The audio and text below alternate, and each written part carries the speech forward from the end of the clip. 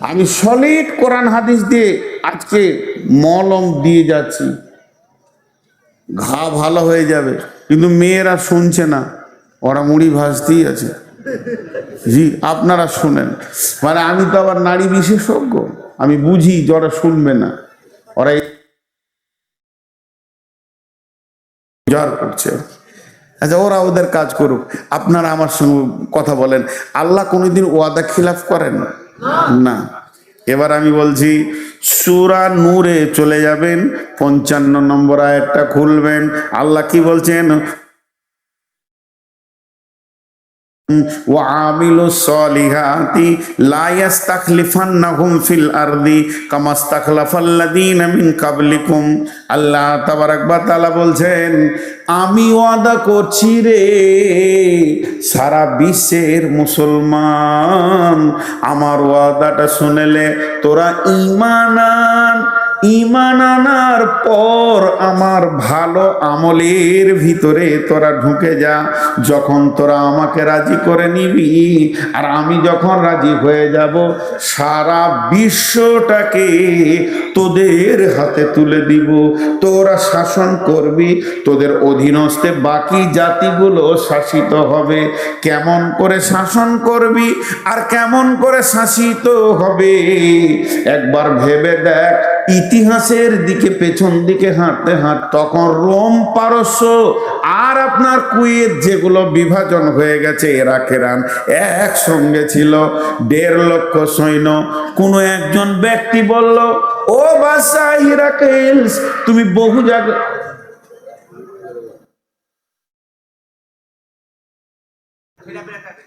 ছেলে পেলে ভাগ্য ভালো না, আমি অন্য কিছু বলেছি, আমি খারাপ মনে করিনি, কারো ছিল না। ও বাদশাহ হিরাকেলস, তুমি তো বেশ কটা দেশ জয় করেছো, একটা নতুন শক্তি বের হয়েছে মদিনাতে, খবর পেয়েছো কি?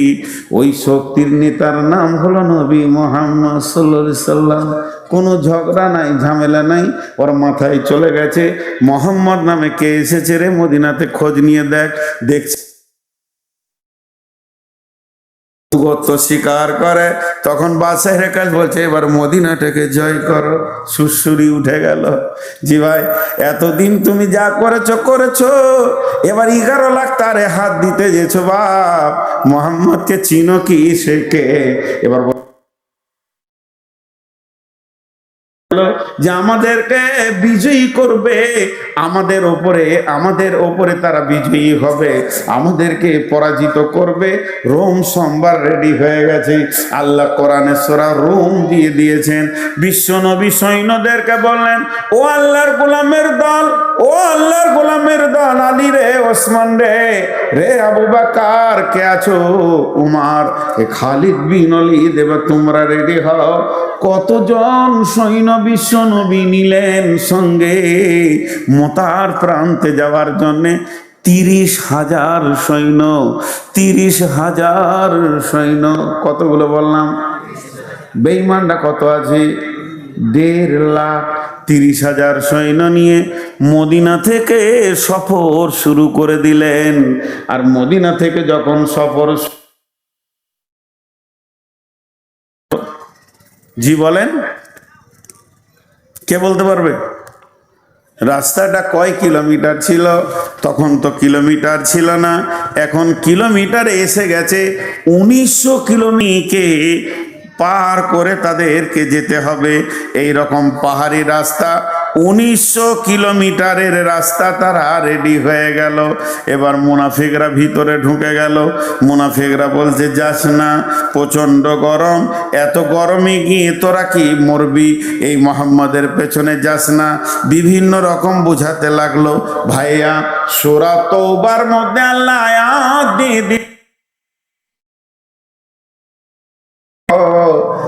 এই যে 54 ডিগ্রি সেলসিয়াসের গরম, বালি তো পুড়ে গেছে, পায়ের চামড়া উঠে যাবে, তোমাকে পাহাড়ে উঠতে হবে, নামতে হবে। চড়াই উতরাইকে তুমি ভয় করে যাবে না, কিন্তু শুনে লাও গরম। সাহাবীরা বের হয়ে গেলেন। কয়জন? রেডি হয়ে আছি, তারপরও বিশ্বনবীর মুখটা বড় ভারাক্রান্ত হয়ে গেছিল যে আমার আল্লাহর গোলামেরা, আল্লাহর মুজাহিদেরা আজকে কি ইসলামের পতাকা তুলবে না ইসলাম আজকে মিটে যাবে। এই কথা বললেন, মনে মনে ভাবছেন, আল্লাহর কাছে হাত দুটি তুলে দিয়ে বললেন, রব্বানা, হে আমাদের রব, নসুরনা, তুমি আমাদেরকে সাহায্য করো, আলাল কাউমিল কাফিরিন। চেহারাটা একটু ছাপ করেছে, চিন্তা চিন্তা ছাপ। হযরত উমর কি বলছেন, ইয়া রাসূলুল্লাহ, ইয়া হাবিবাল্লাহ, আপনি কি কোনো টেনশন করছেন নাকি? হযরত উমরকে বিশ্বনবী বলে ফেলেন, উমর রে, আজকে তোমার কি মনে হয়? হযরত উমর বলেন, ইয়া রাসূলুল্লাহ, বিজয়ী তুলব ইনশাআল্লাহ, ইসলামের পতাকা রোমের মাটিতে গেড়ে দিয়ে চলে যাব, রোম আজকে আমাদের হাতে আসবে। হযরত উমরের কথাটা শুনে বিশ্বনবী বললেন, উমর রে, ছাগলের সঙ্গে বাঘের যুদ্ধ হচ্ছে, 30টা তোমরা দাঁড়িয়ে আছো 30,000, ওরা দাঁড়িয়ে আছে 1.5 লক্ষ। বিশ্বনবীকে তখন আনন্দ দেওয়ার জন্য উমর বলছেন, ইয়া রাসূলুল্লাহ, 30,000 সৈন্যকে আপনি রেস্ট করতে বলেন, ওদেরকে তাঁবুতে, আমাকে একাই ছেড়ে দেন, 1.5 লাখে ঘর পাঠিয়ে দিছি। নবীজি বলেন, উমর রে, এত সাহস তুমি কিলে কেমন করে পেলে? হযরত উমর উত্তর দিলেন, ইয়া রাসূলুল্লাহ, আপনি বলেছেন যার দিলে আল্লাহ আছে তার দিলটা হলো জীবিত, আর যার দিলে আল্লাহ নাই সে হলো মুর্দা। আমি উমর একাই জীবিত, 1.5 লক্ষ মুর্দা দাঁড়িয়ে আছে আমাদের সামনে। একটা বাঘের মতো হুঙ্কার মারব, ময়দান ছেড়ে দিয়ে, এক বাঘ 1.5 লক্ষ ভেড়ার জন্য যথেষ্ট, ময়দান ছেড়ে দিয়ে চলে যাবে। যখন তুমুল যুদ্ধ মহড়া শুরু হয়ে গেল, বন্ধুরে, আল্লাহ কোরআনে দিলেন গুলিবাতির রোম, 30,000 সৈন্য বিশাল রোম সাম্রাজ্যকে দখল করলেন। শুধু দখল করেনি, তাদের সিংহাসন পর্যন্ত পৌঁছে গেলেন। শুধু পৌঁছায়নি, সেখানে যে আপনার কিনা সোনার তাজ ছিল, সোনার শেকল ছিল, স্বর্ণ যত ছিল সবকে টেনে হিঁচড়ে বের করে নিয়ে এসে মসজিদে নববীর গোডাউনে ছুঁড়ে ফেলে দিলে বাইতুল মালে জমা করে দিয়েছে। এর নাম হলো আমরা সেই সে জাতি, আমরা সেই সে জাতি। কিন্তু আজকে আমরা কি?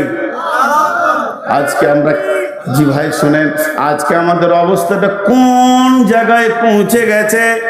খোদায় পাইয়া, আল্লাহ রে পাইয়া, বিশ্ব বিজয়ী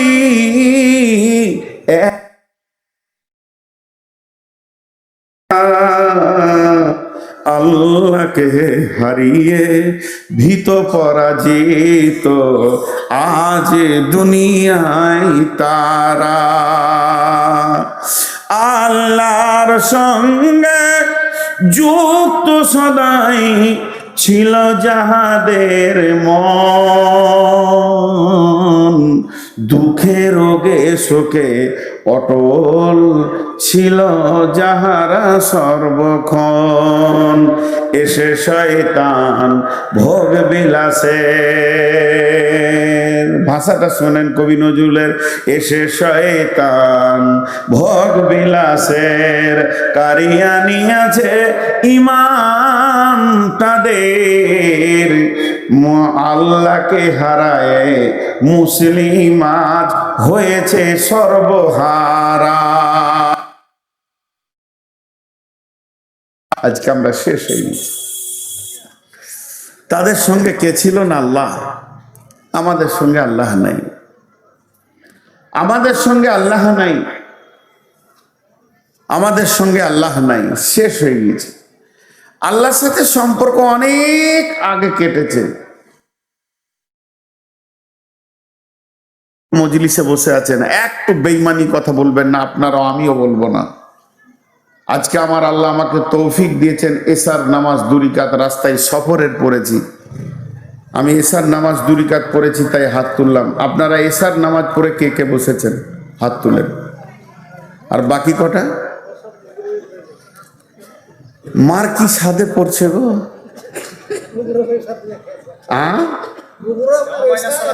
যাই করেছেন, এশার নামাজ পড়েছেন কিনা, আর বাকি যেগুলো হাত উঠলো না, আহা, এরা বজরঙ্গের থেকেও খারাপ, এরা বিজিবির থেকেও খারাপ।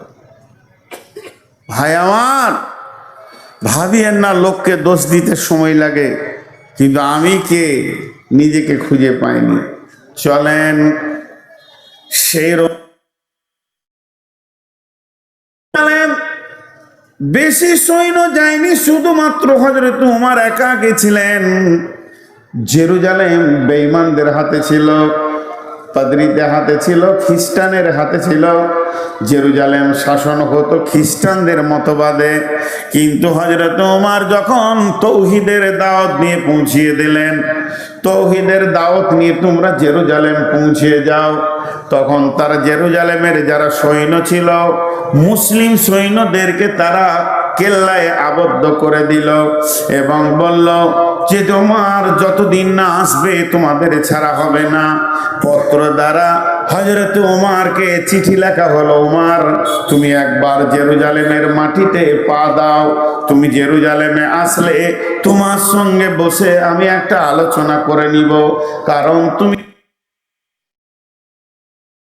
2200 বর্গ কিলোমিটার মানে অধিপতি, কিংবা 18 লক্ষ বর্গ কিলোমিটারের অধিপতি। জেরুজালেম আমি তো একটা ছোট দেশ নিয়ে বাস করছি। হযরত উমর যখনই চিঠিটা পেয়ে গেলেন, সঙ্গে সঙ্গে তিনি আসলামাকে ডাকলেন। আসলামা ছিলেন তার রাজ ভান্ডার থেকে দেওয়া থেকে চলে গেছেন, হযরত আবু বকর চলে গেছেন, এরপরে উমরের জামানা চলে এসেছে, হযরত উমর সেখানে রয়েছেন। এমন সময় আসলামা একটা উটকে রেডি করে নিয়ে এসে বললেন, হুজুর চলেন, এখন যেতে হবে জেরুজালেম।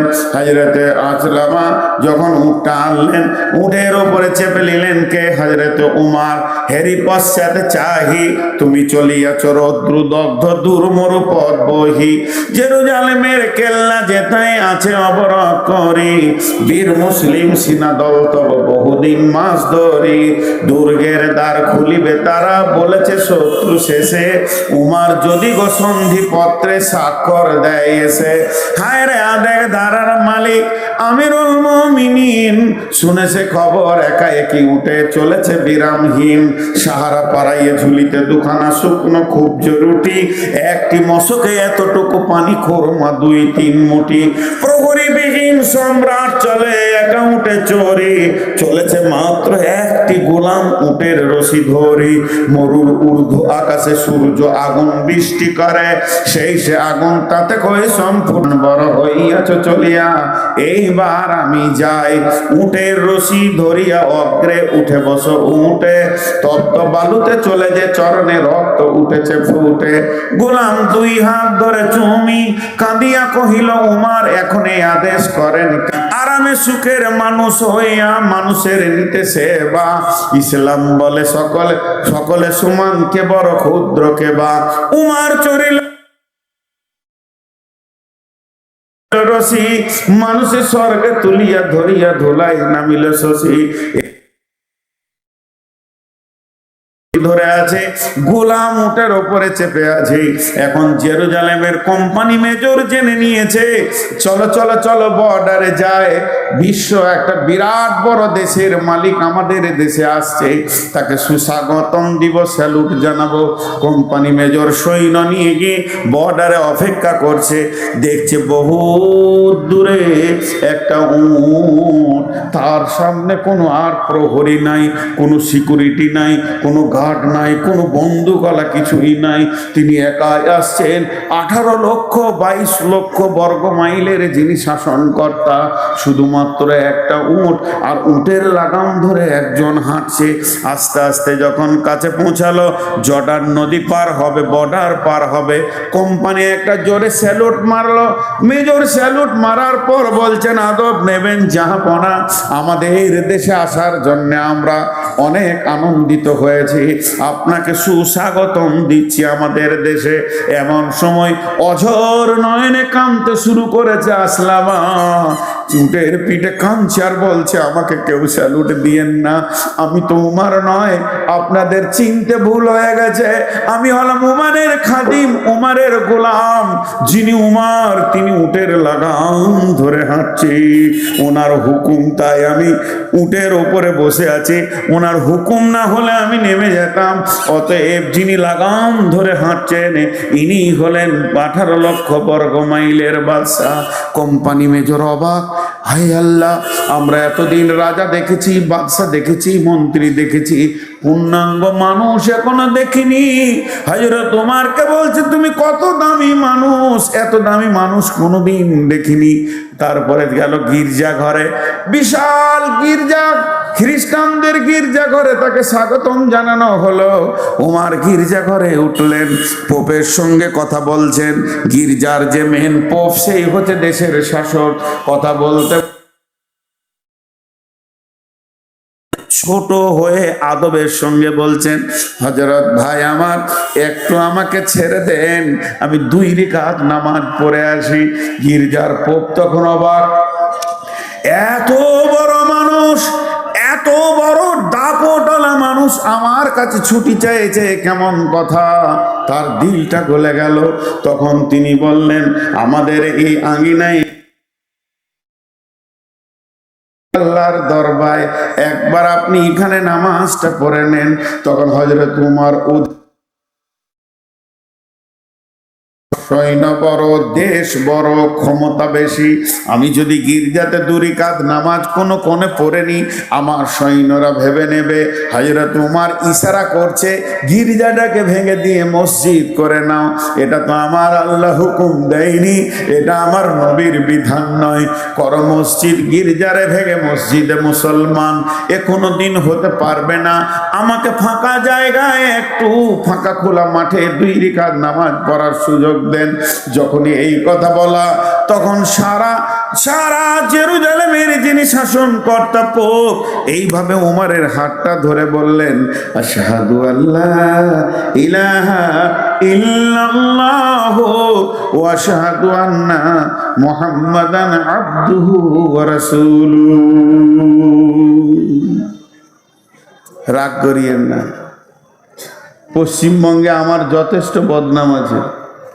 আমি কমেন্টগুলো দেখি না তা নয়, দেখি। পরিস্থিতি আমাকে বেকন্ট্রোল করে রেখেছে। হয়তো 25 সালের শেষ দিকে, মানে আমার আর 10 দিন জালসা আছে, 10 দিন মনে হয় 11 দিন হবে, 11-12 দিন। যাক, 1 মার্চ আমার শেষ জালসা। এবছরকার মতো গুটিয়ে গেল। এপ্রিলে 10-20টা যায় আছে, এবছরকার মতো গুটিয়ে গেল। আগামী সিজনে হয়তো বেঁচে থাকবো কি দেখতে পাবেন ফিলটা আল্লাহ জানে না, আল্লাহ জানেন, আমি জানি না। আল্লাহ জানেন আমি এই ফিলটা থাকবো কিনা। একটা কথা বলে যাচ্ছি,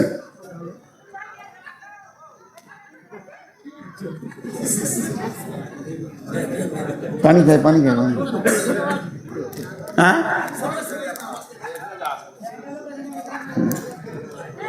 আমি তা বলছি না। মেয়েগুলো এত চিল্লাইছে, আমাকে ভয় লাগছে যে বোম এনেছে নাকি, ছুড়ে দিতে পারে। তো আমি আপনাদের সামনে একটা কথা বলে যাচ্ছি, খুব ঠান্ডা মাথায় আপনারা কথাটা শুনবেন। ভুল হলে আপনাদের পায়ের জুতোগুলো আমার মাথাতে ছুঁড়বেন, আমি ফুল বলে কুলিয়ে নেব। আমি আলিমদেরকে আগে বলছি, এই জাতির প্রথম শ্রেণী হচ্ছে আলিম।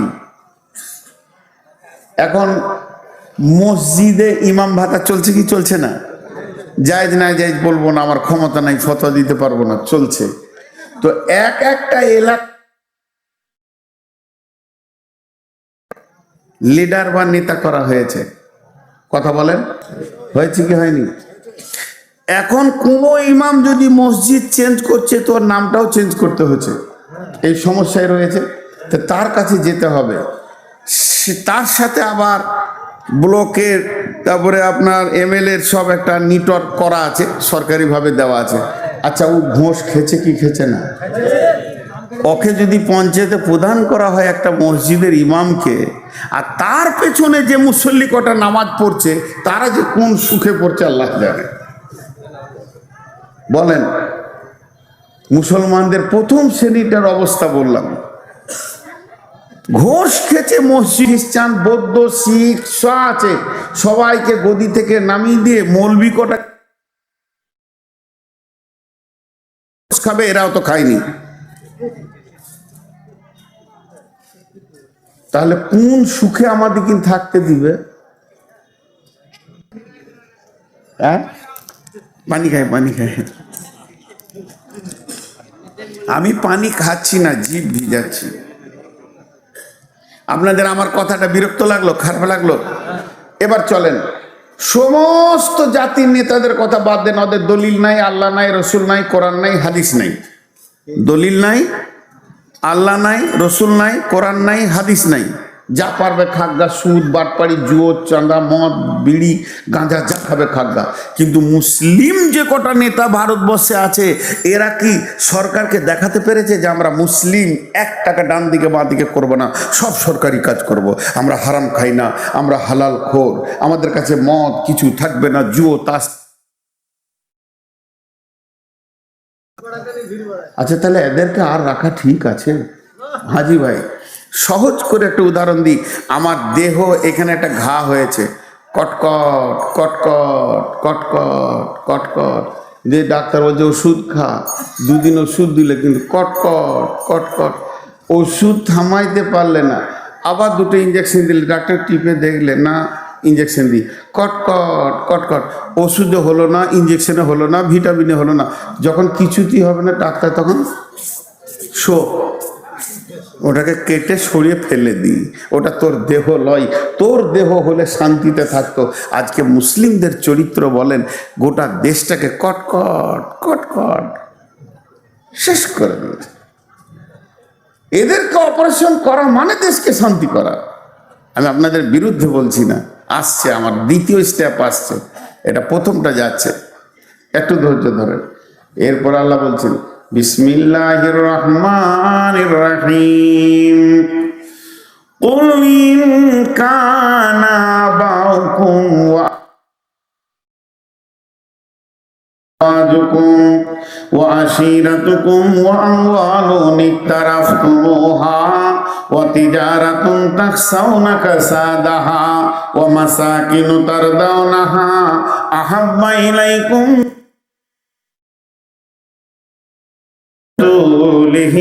ওয়া জিহাদিন ফি সাবিলিহি ফাতারাব্বাসু হাত্তা ইয়াতিয়াল্লাহু বিআমরিহি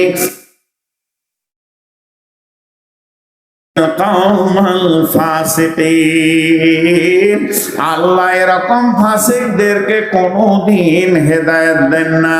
এবার আল্লাহ শেফার ওষুধ দিচ্ছেন, ওরে আমার গোলাম রে, আয়, তোরা যদি বাঁচতে চাস তোদেরকে আমি ঠিকানা দিচ্ছি।